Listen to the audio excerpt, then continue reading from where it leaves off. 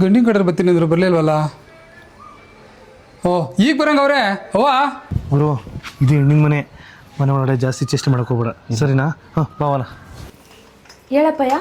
ಗಂಡಿನ ಕಡೆ ಬಂದರು ನೀರು ತಾಂಬರವ. ಸರಿ ಆಯಿತು.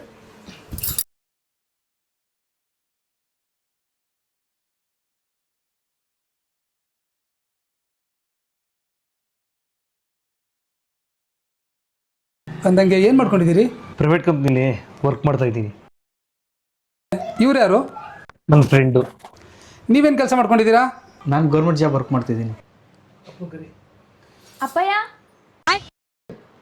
ಇರಿ ಒಂದು ನಿಮಿಷ, ಮಗಳು ಕರಿತಾವಳೆ, ಏನು ಅಂತ ಕೇಳ್ಕೊಂಬಂದ್ಬಿಡ್ತೀನಿ. ಏನವ?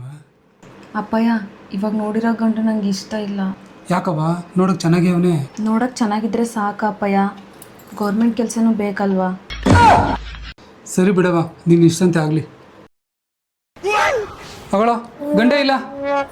ಲೇ ಗೌರ್ಮೆಂಟ್ ಕೆಲಸ ಅಂತ ಯಾಕೋ ಹೇಳ್ದೆ, ನನ್ನ ಮದುವೆ ಹಾಳು ಮಾಡ್ಬಿಟ್ಟಲು. ಅಲೆ ಅಂದರೆ ಹೋಗಯ್ಯೋ, ಸರಿಯೋ.